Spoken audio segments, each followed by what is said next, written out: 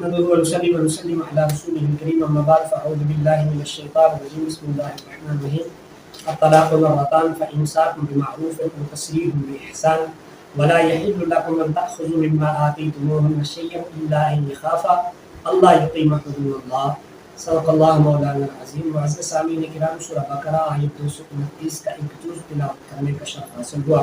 فرمایا طلاق وہ طلاق کے جن کے بعد رجوع صحیح ہے، مرتان 2 دفعہ ہے. فامساکم پس روکنا ہے بیوی کو بمعروف اچھے طریقے سے، اور تسریحا یا الگ کر دینا ہے باحسان عمدگی کے ساتھ. ولا یحل لکم اور حلال تو نہیں حلال تمہارے لیے ان تاخذوا یہ کہ لو تم مما وہ چیز آتی تمہن جو تم نے ان عورتوں کو دی ہے، شیئا کچھ بھی، الا ان یخافا مگر یہ کہ میاں بیوی دونوں خوف کھائیں، اللہ یقیم حدود اللہ یہ کہ وہ دونوں اللہ تعالیٰ کی حدود کو قائم نہیں رکھ سکیں گے.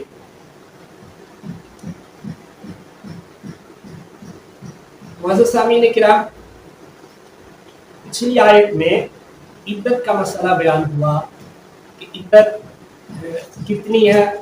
پھر میں نے وہ بتا دی کہ عدت کی 6 مختلف اقسام ہیں، 6 مختلف احوال ہیں. تو ان احوال کے لحاظ سے عدت مختلف ہے، ایک ہی عدت نہیں ہے، عدت مختلف ہے. 90 دن بھی ہے بعض کی، اور بعض کی 4 ماہ 10 دن بھی ہے، بعض کی 3. یہ یعنی ہر ایک کی عدت مختلف ہے. تو اسلام نے جیسے نکاح کے لیے فریقین کو کچھ قیود کا پابند بنایا ہے، اسی طرح طلاق کے لیے کچھ قیودات کا پابند بنایا ہے.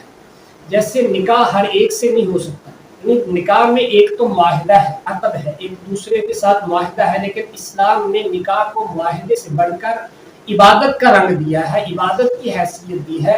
اسی لیے نبی علیہ السلام نے فرمایا نکاح سنتی، نکاح میری سنت ہے.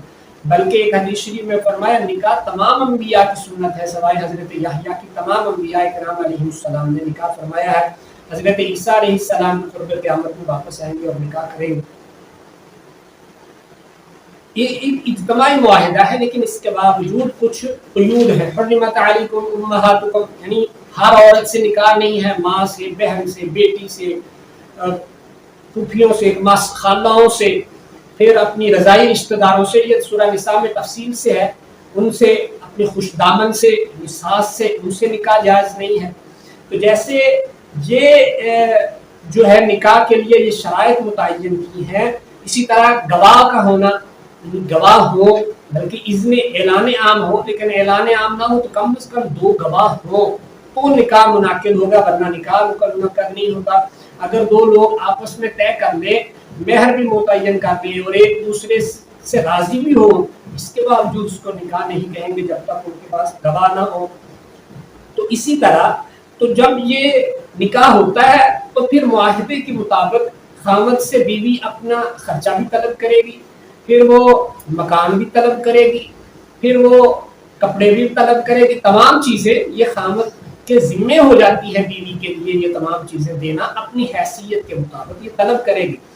اسی طرح اگر ایسی صورتحال بن گئی کہ اب نباہ ممکن نہیں رہا تو پھر طلاق کی بھی اللہ نے جو ہے وہ اس میں بھی کچھ قیود رکھی. فرمایا اکٹھی 3 طلاقیں نہ دے دیں، اگرچہ 3 ہیں. اب طلاق کی کتنی قسمیں ہیں؟ علماء نے لکھا ہے 3. طلاق احسن جو صحابہ کرام میں رواج تھا، وہ ایک ہی طلاق دیتے تھے، عورت کو چھوڑ دیتے تھے. اب وہ خاوند کے پاس عدت کے اندر اس سے رجوع کا حق باقی ہے.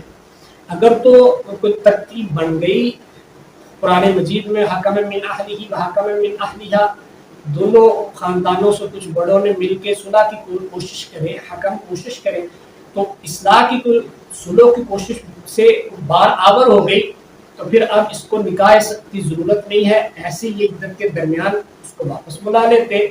اور اگر نہ رکھنا مقصود ہوتا تو عدت کے بعد اب عورت آزاد ہے، ایک طلاق کے ساتھ عدت گزر گئی، اب وہ آزاد ہے، وہ دوسرا نکاح کر سکتی ہے. دوسری طلاق ہے جسے طلاق سنت کہتے ہیں. اس کو بدعت کے مقابلے میں سنت کہا ہے کہ حضرت امام مالک اور بعض ائمہ فرماتے ہیں تیسری طلاق ہے ہی نہیں، طلاق کے 2 ہے، تیسری طلاق دینا بدعت ہے. تو وہ تیسری طلاق دینے کا طریقہ بتایا، اس کو طلاق سنت کہتے ہیں کہ حیض میں طلاق نہ دے، طہر میں دے، اور ایسے طہر میں دے ہے جس میں میاں بیوی میں مجامعت نہ ہوئی ہو تو اس میں اس کو طلاق دے، پھر اگلے طہر میں دوسری طلاق دے، پھر تیسرے طہر میں تیسری طلاق دے، پھر اس کی عدت شروع ہوگی۔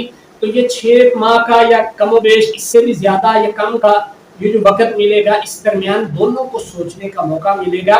تو یہاں تیسری طلاق دی گئی تو اس کو سنت کہا۔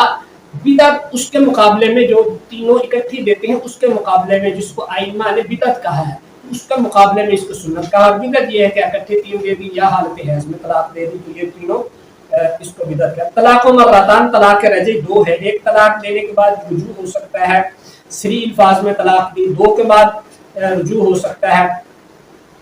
میں نے کل بھی بتایا تھا اگر نیت قطعی طلاق کی ہے اور علیحدگی کی ہے اور اشارے اور کنائے پہ طلاق دی ہے، صریح الفاظ کے ساتھ 2 طلاقیں دی ہیں، تو یہ بھی بائن ہے، اب اس کے ساتھ نکاح ثانی کرنا پڑے گا نئے مہر کے ساتھ، تو پھر اس کے ساتھ فَإِمْسَاكٌ بِمَعْرُوفٍ، یا تو دستور کے مطابق اس کو روک لو، اچھا سلوک کرو، اچھے طریقے سے اس کے ساتھ اس کو رکھو، روک لو 2 طلاقوں کے بعد بھی آپ کا اختیار ہے، یا او تسریح بِإِحْسَان، یا اس کو چھوڑ دو احسان کے ساتھ۔ یہاں لفظ استعمال فرمایا۔ ایک صحابی نے نبی پاک صلی اللہ علیہ وسلم سے عرض کی، اللہ کے پاک پیغمبر تیسری طلاق کا تو تذکرہ ہی نہیں ہے، آپ نے فرمایا یہ تسریح بِإِحْسَان، یہ تیسری طلاق ہے، یعنی اس کو پھر جدا کر دیں اور اس کو اپنی حیثیت کے مطابق کچھ دے دلا کے، تاکہ جیسے محبت اور پیار سے یہ معاہدہ کیا تھا اسی پیار اور محبت سے یہ معاہدہ ختم ہو جائے۔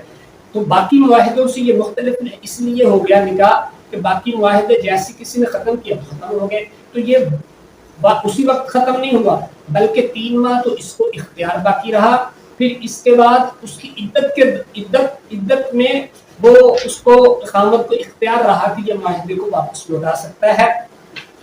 ہاں اب جو خامد نے بیوی پر خرچ کیا ہے یا اس کو ہبہ کیا ہے دیا ہے تو وہ واپس لینا، اس کو قرآن مجید میں فرمایا یہ اب آپ کے لیے جائز نہیں ہے۔ قرآن مجید میں دوسری جگہ فرمائے وَآتَيْتُمْ إِحْدَاهُنَّ قِنْطَارًا، اب اگر خزانے بھی دے دیے ہیں، ہبہ کر دیے ہیں تو وہ بیوی کے ہیں، یہ آپ واپس نہیں لے سکتے۔ ہاں، اور اسی طرح اگر یہ خوف رکھتے ہیں اللہ کی حدود کو قائم نہیں رکھ سکیں گے تو اب تیسری طلاق خود بخود ہو جائے گی، یا جب یہ 2 طلاقوں کے بعد چلی جائے گی تو یہ تیسری طلاق خود بخود ہو گئی، یا اپنے نکاح خود کر سکتا ہے۔ تو یہ آگے خلا کا بیان ہے، وہ انشاءاللہ کل والے درس میں۔ اللہ سمجھنے والوں کی توفیق